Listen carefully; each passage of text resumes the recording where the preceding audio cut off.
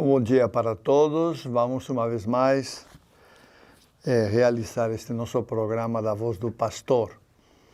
Programa no qual queremos levar a palavra de Deus, a reflexão sobre a palavra de Deus até a casa de vocês, para que vocês também, através da rádio e através da própria reflexão, aprofundem mais esta palavra de Deus. E começamos, como já é costume entre nós, pela primeira leitura. A primeira leitura que é do livro do Deuteronômio. Deuteronômio quer dizer segunda lei, tá? E leva este nome porque foi um livro encontrado no templo, meio abandonado o livro, né? Escondido lá, jogado por lá, encontrado no templo de Jerusalém, que continha, pois, estes textos, uma parte destes textos que agora nós vamos ler, tá? Diz assim, leitura do livro do Deuteronômio.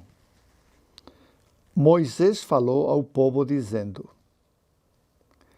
Temerás o Senhor teu Deus, observando durante toda a vida todas as suas leis e os seus mandamentos que te prescrevo, a ti, a teus filhos e netos, a fim de que se prolonguem os teus dias.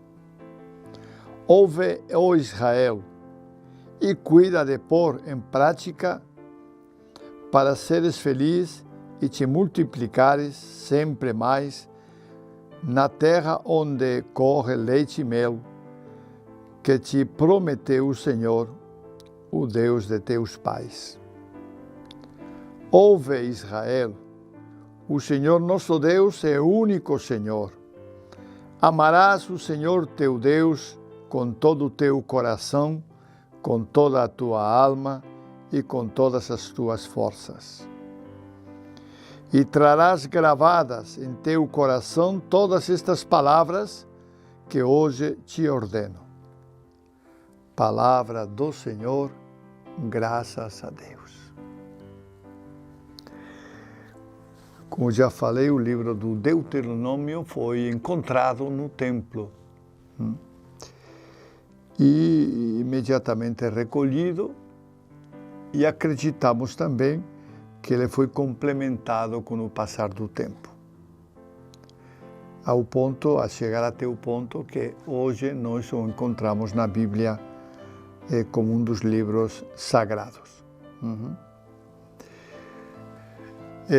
O Deuteronômio tem como missão relembrar ao povo os fatos que aconteceram no passado. Segundo o próprio Deuteronômio, foi Moisés que o escreveu. Os autores hoje discordam um pouco sobre isto, porque, como já sabemos, na antiguidade havia o costume de atribuir as obras importantes a homens importantes. Dessa maneira, elas tinham melhor acolhida. Então, os autores, os estudiosos, pensam que dificilmente será uma obra escrita por Moisés. Mas certamente está inspirada em toda a vida e os ensinamentos do próprio Moisés. O livro do Deuteronômio, da segunda lei, na tradução textual, é um livro que chama a atenção porque ele insiste em que Deus é o Senhor, é o Deus verdadeiro e é aquele a quem devemos obedecer e seguir seus mandamentos, aquilo que ele nos manda. Há uma insistência muito grande em chamar todo o povo, Israel, ouve.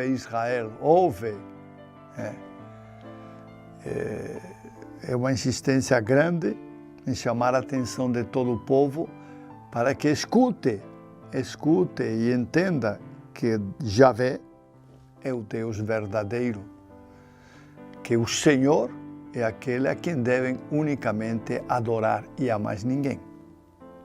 E a mais ninguém, tá? O autor desta obra, pois, chama a atenção para isso. E chama a atenção também para que esta lei da adoração ao Deus único e verdadeiro seja uma lei que seja transportada no coração do ser humano. No coração do ser humano. O Senhor nosso Deus é o único Senhor. Quando usamos a palavra decorar, é interessante porque entendemos que decorar é repetir na memória aquilo que conhecemos. Mas originalmente a palavra decorar tem a sua origem no coração.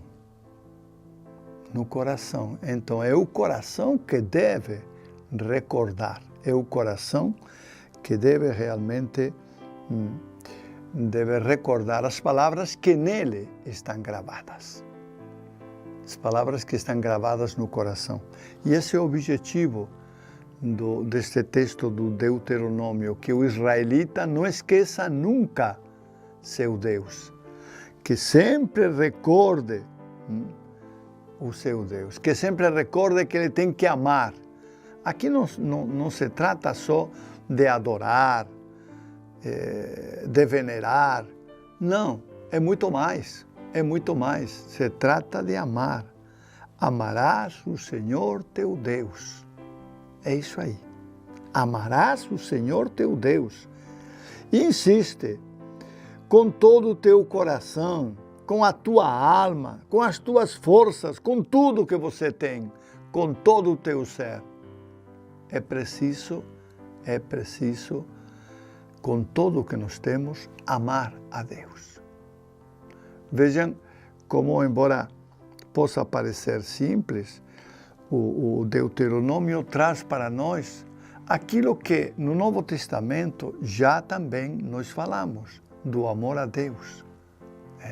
Não se trata só de admirar Deus, de louvar, de agradecer. Não, é muito mais. Tem que amar Deus. E como é que nós amamos Deus? Nós amamos Deus fazendo o que lhe agrada. E o desamamos fazendo o que lhe desagrada. Por isso, o bom judeu e o bom cristão em geral tem que procurar sempre agradar, fazer o que agrada a Deus. A mentira não agrada, a violência não agrada. E há outras muitas coisas que nós humanos fazemos que não agradam a Deus. Não agradam a Deus. Nós devemos procurar realizar aquilo que realmente agrada a Deus. E em geral, a Deus agrada todo o bem que fazemos para os outros e para nós mesmos. É isso que agrada a Deus. Por isso, o apelo constante da Bíblia para que nós sejamos bons, sejamos pessoas boas, com boas intenções, com boas atitudes. Não sejamos pessoas maliciosas, que querem sempre enganar os outros, lograr, se dar bem. E o mundo está cheio destas pessoas, que sempre querem levar vantagem. O verdadeiro cristão é aquele que ama, fazendo o que agrada, o que verdadeiramente agrada a Deus. Esse é o sentido da nossa fé. E nossa fé consiste nisto, crer em Deus, mas ao mesmo tempo que cremos, viver amando-o e fazendo o que lhe agrada, o que é bom o que realmente Deus acolhe como sendo bom, como sendo uma coisa boa, como sendo uma coisa realmente admirável. Este é o projeto de Deus para nós, para toda a humanidade. Embora o autor do Deuteronômio escreveu para judeus, só para os judeus, mas estes ensinamentos são para toda a humanidade, porque toda a humanidade, se quiser se salvar, vai ter que passar por este mandamento: amarás ao Senhor teu Deus com todo o teu coração, com toda a tua alma, com todas as tuas forças, com todo o teu ser. Esse é o mandato primeiro. Nós vamos depois escutar o Evangelho e vamos escutar Jesus como fala isso. Esse é o primeiro mandato, o primeiro mandamento. É amar a Deus sobre todas as coisas.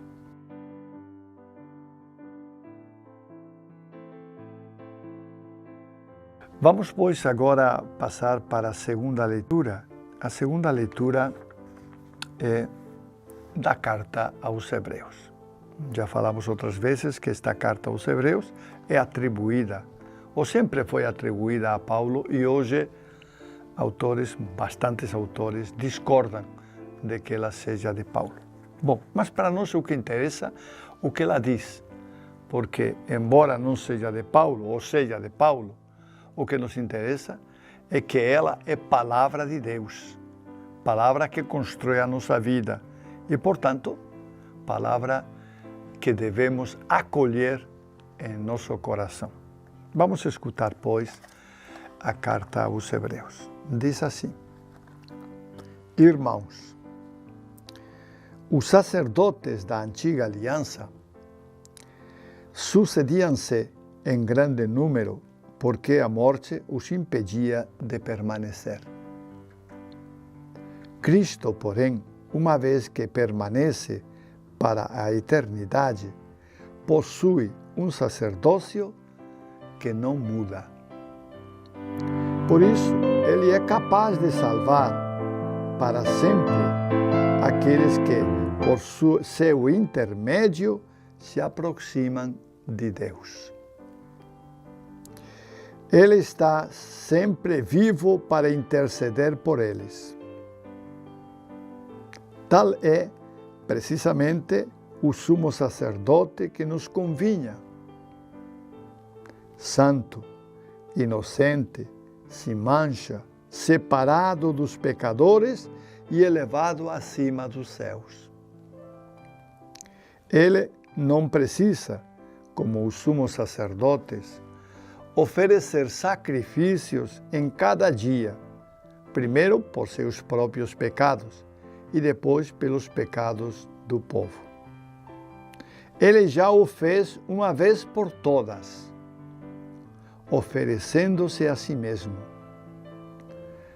A lei, com efeito, constituiu sumos sacerdotes sujeitos à fraqueza, enquanto a palavra do juramento que veio depois da lei constituiu alguém que é filho perfeito para sempre.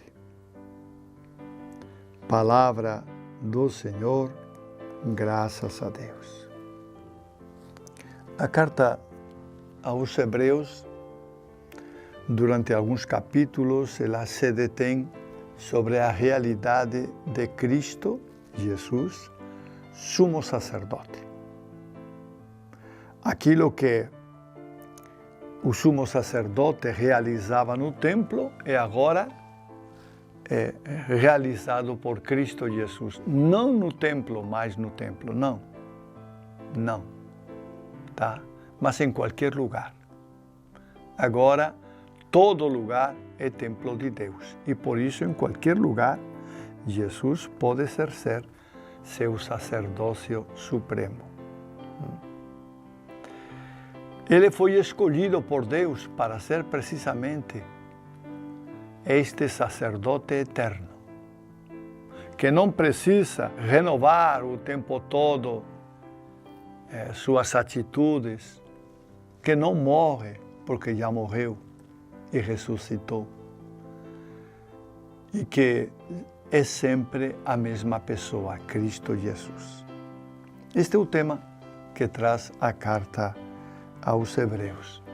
Um tema que já vimos a semana passada, também falava do sumo sacerdote, e como o sumo sacerdote, ele tem poder de realizar o sacrifício que purifica o coração das pessoas, não o seu, porque ele já é santo, mas sim o coração das pessoas, como os sacerdotes faziam com os sacrifícios que ofereciam no templo. Pois bem, este Jesus é sacerdote para sempre. Para sempre. Tá? Foi instituído como sacerdote para sempre. Quer dizer, não há necessidade de mudar de sacerdote, porque ele é o sacerdote eterno. Este é o conteúdo, pois, da carta aos Hebreus, que, embora atribuída a São Paulo, faz uma reflexão sobre esta dimensão sacerdotal de Cristo Jesus. A carta nos diz ainda que a lei dos judeus, constituiu sujeitos que morriam e, portanto, era necessário renovar os sumos sacerdotes. Mas a força da ressurreição, que aqui usa a palavra juramento, a força do juramento, constituiu Jesus, o Filho perfeito, para ser sempre sacerdote, para ser o sacerdote eternamente.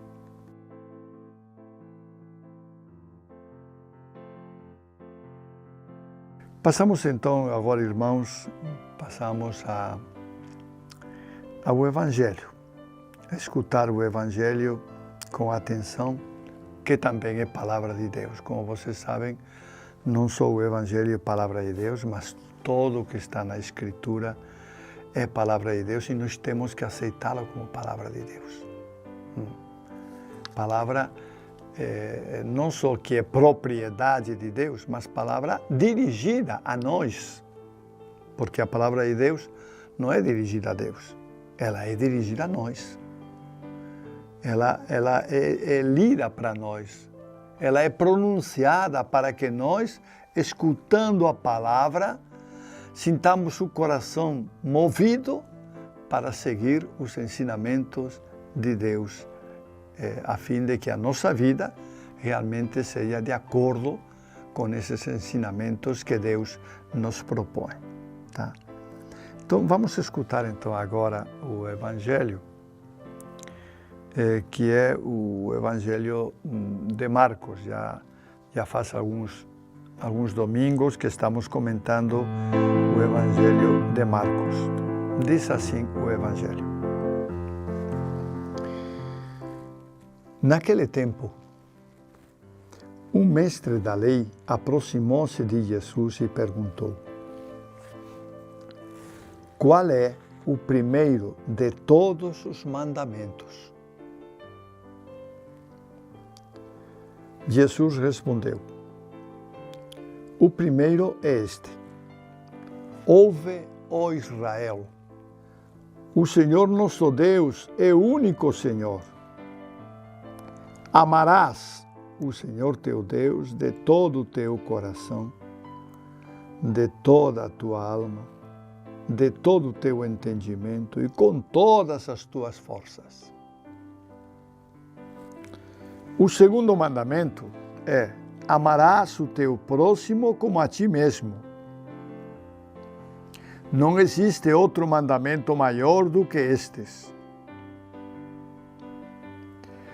O mestre da lei disse a Jesus: muito bem, mestre. Na verdade, é como disseste. Ele é o único Deus e não existe outro além dele. Amá-lo de todo o coração, de toda a mente, com todas as forças, e amar o próximo como a si mesmo é melhor do que todos os holocaustos e sacrifícios. Jesus viu que ele tinha respondido com inteligência e disse: tu não estás longe do reino de Deus. E ninguém mais tinha coragem de fazer perguntas a Jesus. Palavra da salvação, glória a vós, Senhor. Ninguém mais tinha coragem de perguntar nada a Jesus. Jesus responde ao mestre da lei, indicando quais são, não só o primeiro, mas os dois mais importantes. Jesus faz questão de colocar os dois mandamentos juntos: o amor a Deus e o amor ao próximo. Faz questão de não separá-los. E isto nós devemos ter sempre em conta. Devemos entender que o amor a Deus necessariamente implica compromisso e amor ao próximo.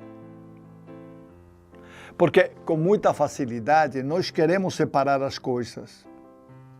E até falamos que amamos a Deus com todo o nosso coração.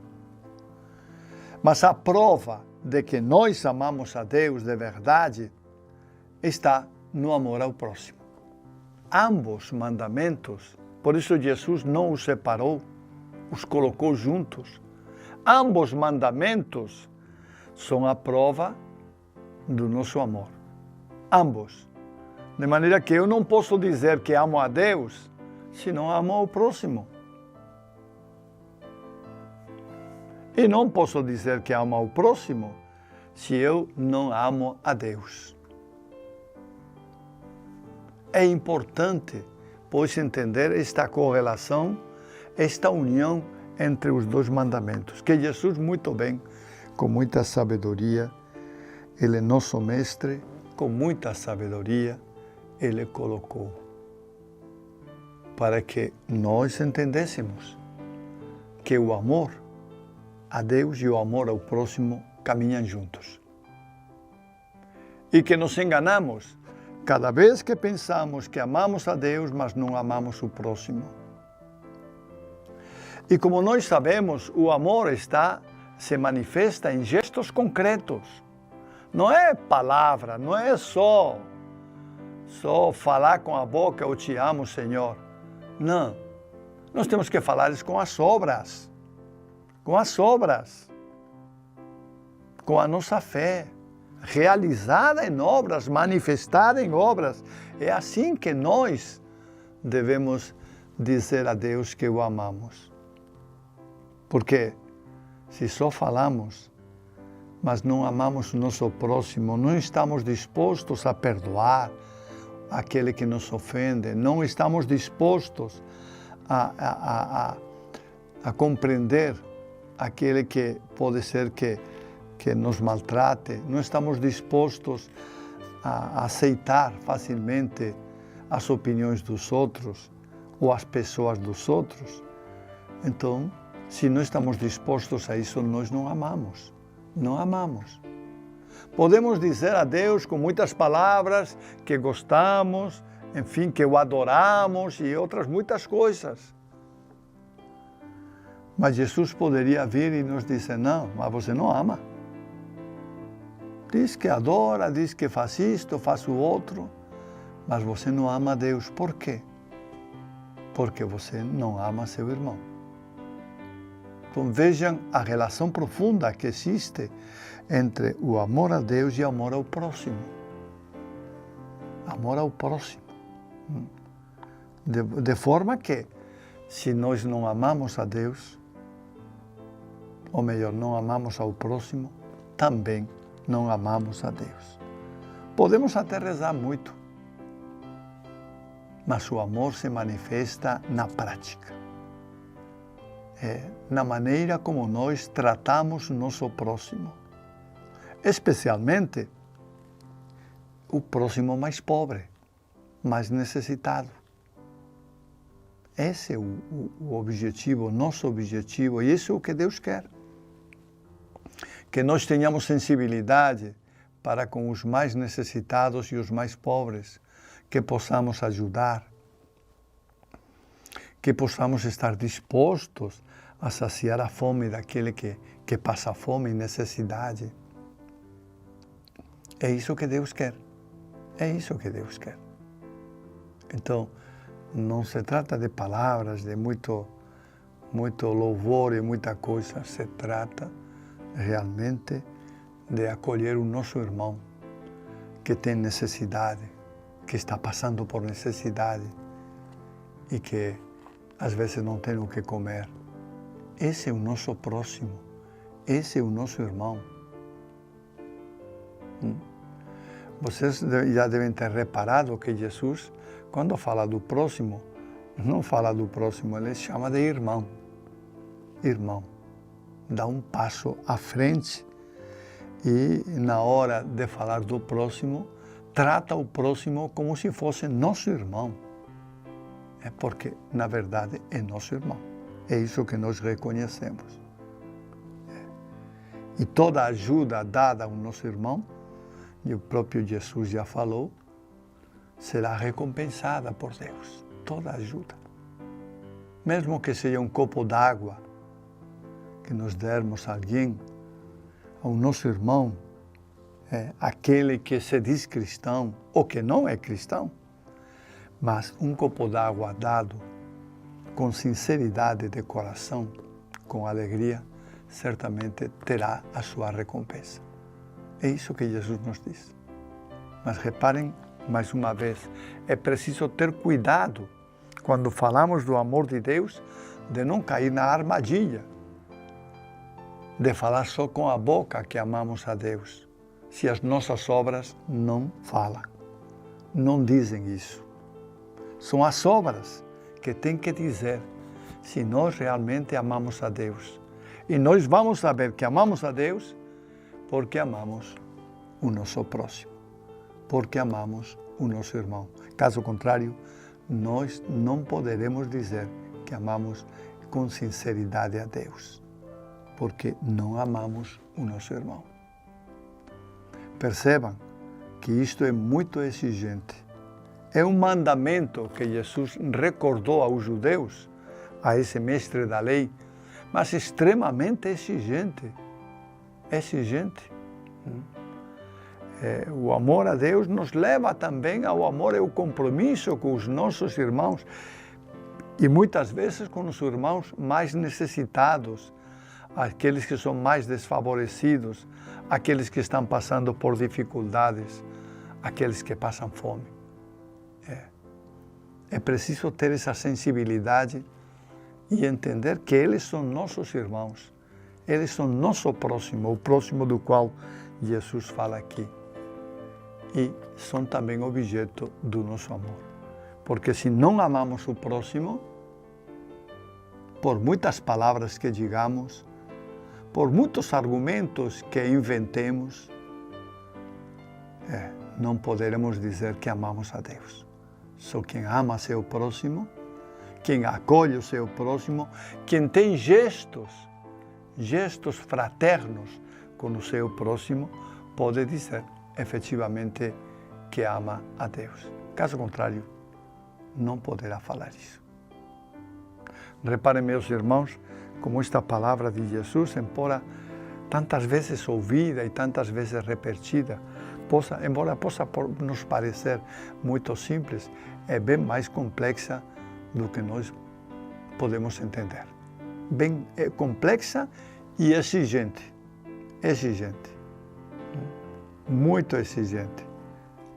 Porque exige de nós esse amor ao irmão, esse amor à pessoa mais pobre, esse amor aos necessitados, esse amor àquele que realmente está passando por dificuldades, sejam quais forem as dificuldades. Esse é o projeto de Deus para nós. Isso é o que Deus quer em nossa vida, que nós sejamos capazes, efetivamente, efetivamente de amá-lo, amando-o nos irmãos, amando-o no nosso próximo, naquele que realmente precisa de nós e de nossas coisas. Meus irmãos, esta palavra de Deus nos inquieta também, e pode nos inquietar, e faz bem que nos inquiete. É uma palavra que não nos deixa tranquilos, e não devemos ficar tranquilos, tá? O fiel, aquele que vive na fé, sabe que não pode se acomodar, que é preciso sempre estar a caminhar, que é preciso sempre fazer as coisas de uma maneira melhor, que é preciso sempre colocar todo o nosso ser naquilo que fazemos, para realizar as obras de Deus com o coração, com a alma, com todas as nossas forças, como Ele realmente nos pede. Esse é o projeto de Deus para nós. E o amor, repito, se manifesta nas obras. Só se nós realmente dizemos que amamos Deus, que o queremos, que pretendemos segui-lo e seguir os ensinamentos de Jesus, só poderemos fazer isso se realmente manifestamos em nossa vida, em nossas obras, o que Deus nos pede. Caso contrário, é bom não se enganar, pensando que somos bons, porque eu sou muito bom, eu ajudo de vez em quando, eu ajudo na minha paróquia, eu ajudo aqui, eu ajudo acolá. A medida não é o que eu ajudo, a medida é o que eu poderia ajudar a mais e não ajudo. Essa é a medida, tá? Isso que Deus nos exige, é que nós realmente amemos o irmão, amemos. E o amor é doação para com o irmão, é se doar para o outro, para que o outro vivencie nosso amor com alegria, com esperança, e dessa maneira realmente o outro possa ser feliz. Esse é o objetivo. Que nós deixemos o nosso irmão feliz, que o nosso próximo seja feliz, que nós em nada sejamos obstáculo da felicidade do nosso irmão, mas pelo contrário, que nós em todo momento sejamos acolhedores e ajudemos o nosso irmão a viver. E nesta dimensão eu gostaria também de salientar o fato de que muitas vezes o irmão que se aproxima de nós pode não precisar de comida, mas sim muitas vezes precisa de um conselho, de uma palavra amiga, de uma palavra de alegria. E nós também, dando essa palavra de alegria, não é só dando dinheiro, não.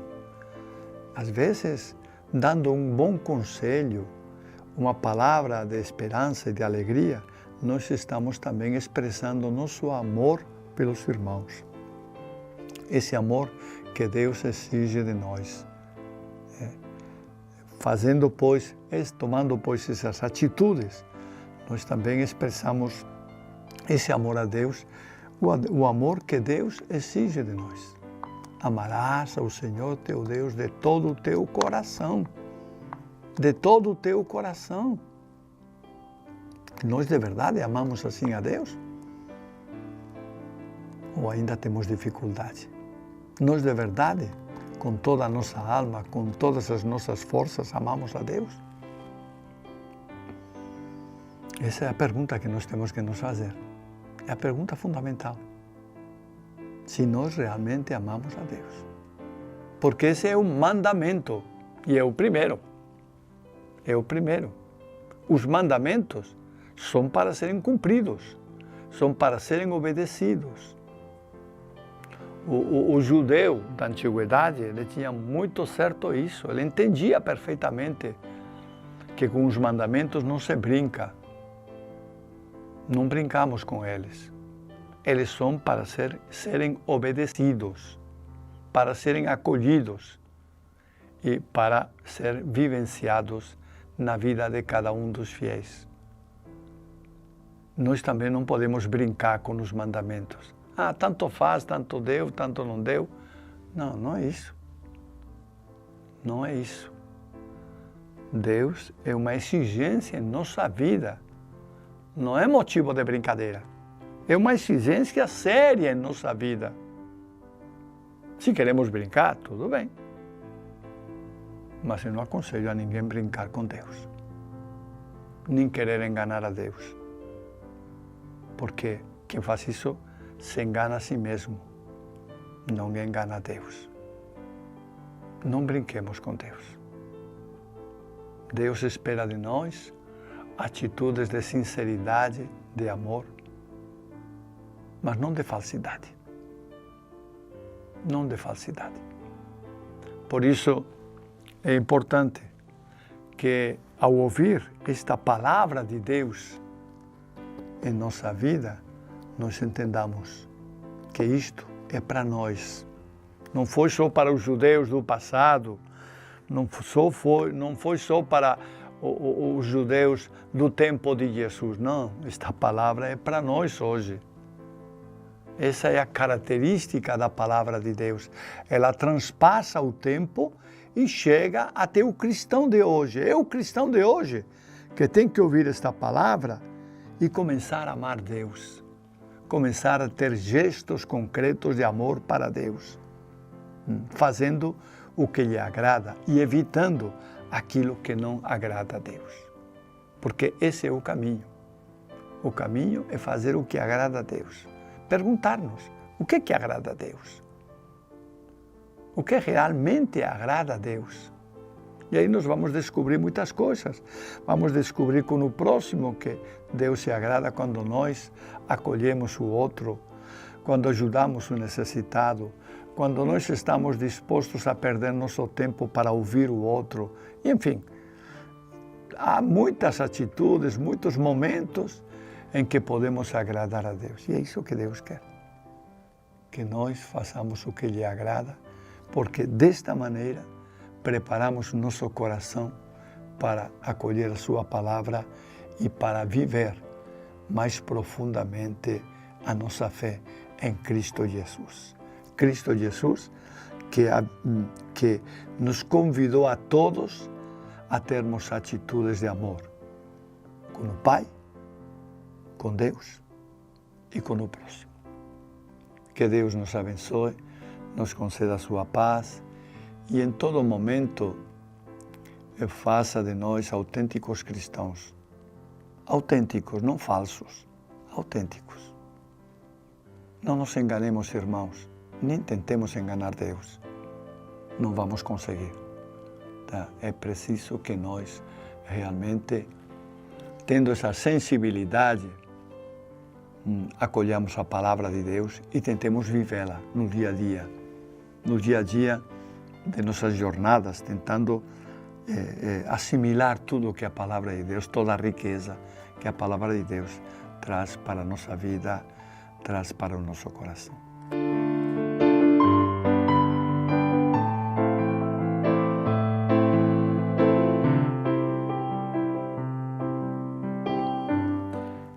E agora vamos passar para ver algumas notícias, algumas notícias que realmente são importantes.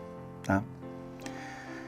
A primeira notícia que eu queria falar é sobre as pílulas de São do Frei Galvão. Muitos anos atrás, quando eu cheguei no Brasil, já se falavam destas pílulas, né? E eu ficava muito curioso saber que pílulas eram estas. Entendia que eram umas pílulas, né? Mais tarde fui compreender que efetivamente não eram pílulas, eram outra coisa. Tá? Como é que surgiu? Ou como surgiram estas pílulas? Né?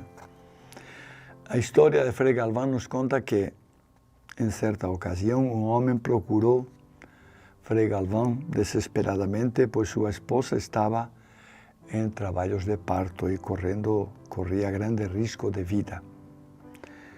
Frei Galvão, então, como bom franciscano, com muita calma, escreveu em 3 pequenos papéis um trecho do ofício da Santíssima Virgem, enrolou os papéis como se fossem pílulas, né? E as deu para o homem. O trecho do ofício mariano escrito por Santo Antônio Santana Galvão, nos papelzinhos, era um texto em que dizia assim: depois do parto, a Virgem permanece intacta. Mãe de Deus, intercede por nós. Frei Galvão, então, provavelmente não tinha outras pílulas, não tinha... enrolava uns pequenos papéis nos quais tinha escrito frases ou da Bíblia ou de algum livro de devoção, tá? Sempre pedindo a saúde pelas pessoas às quais ele enviava essas pílulas. Um outro fato aconteceu também com Frei Galvão. Bom, dizer que a mulher que tomou as pílulas teve o parto normal, não é? E a criança nasceu bem.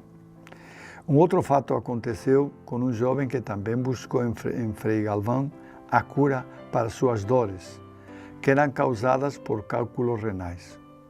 O santo, mais uma vez, escreveu um trecho do ofício de Nossa Senhora em 3 papéis, enrolou cada um deles até parecerem pílulas e os entregou ao rapaz, que após tomar essas pílulas foi curado de todas as suas dores. Então, já sabemos que as pílulas de Frei Galvão não são pílulas no sentido técnico, mas são orações enroladas num papelzinho que a pessoa toma, e é como se a oração realmente fosse assumida pelo seu corpo e a prece acolhida por Deus e por Nossa Senhora.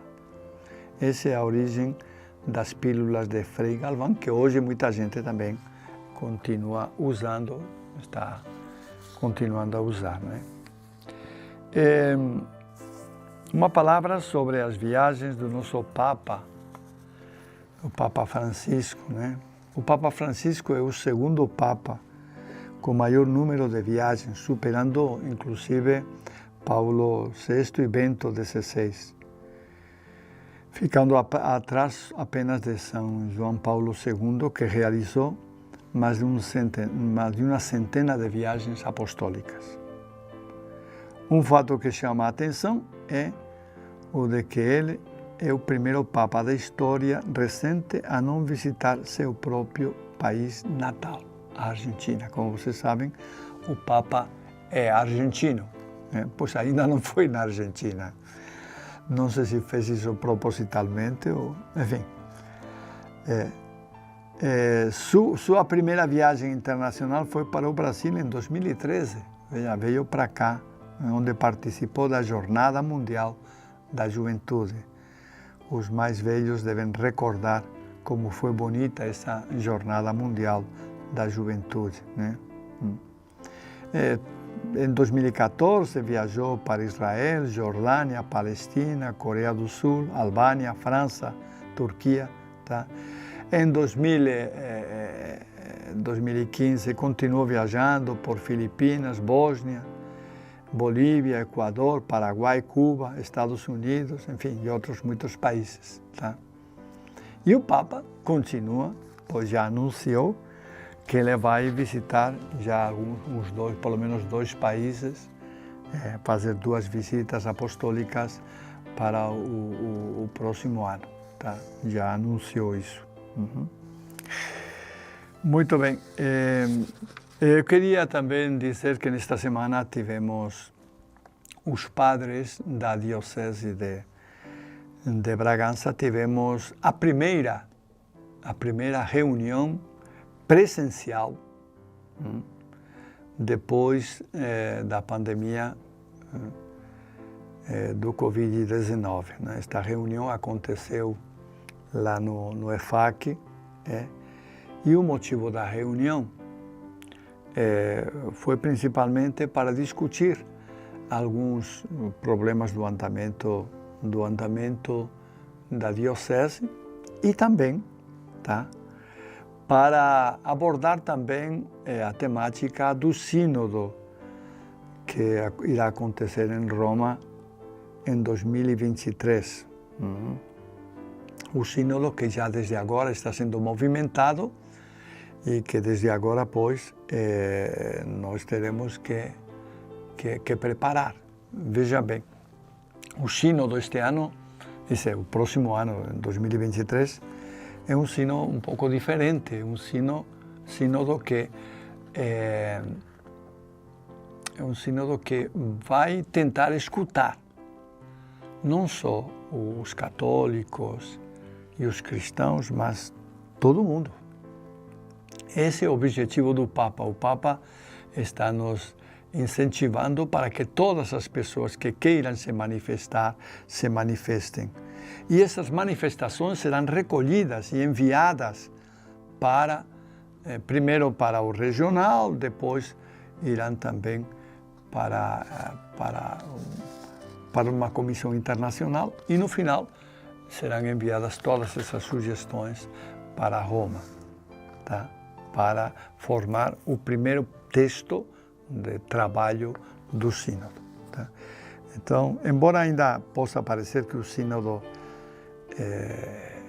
está ainda longe, é 2023, mas o Papa quer que já comecemos a conversar, comecemos então a preparar e a elaborar as respostas que vamos enviar para o sínodo.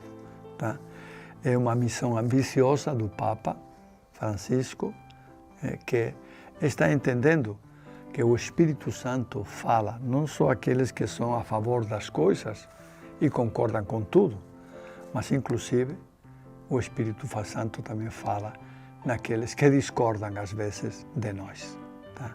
Por isso, a necessidade de que o maior número possível, não todas as pessoas, mas o maior número possível de pessoas sejam realmente consultadas e sejam perguntadas sobre as questões relativas à Igreja e à caminhada da Igreja no mundo, especialmente a caminhada no terceiro milênio em que nos encontramos. Essas foram, pois, as notícias que eu trouxe hoje para vocês. Espero, pois, que a gente, pensando um pouco no sínodo, possamos todos participar e possamos também mandar nossas colaborações, porque vão ser muito importantes para o encaminhamento do sínodo, se Deus quiser. E nada mais por hoje. Desejo a todos muita paz no coração e não esqueçam, o amor, ele se prova e se prova no amor ao próximo. Se amamos a Deus, devemos prová-lo amando ao próximo também. Que Deus nos abençoe e nos conceda a sua paz. Amém.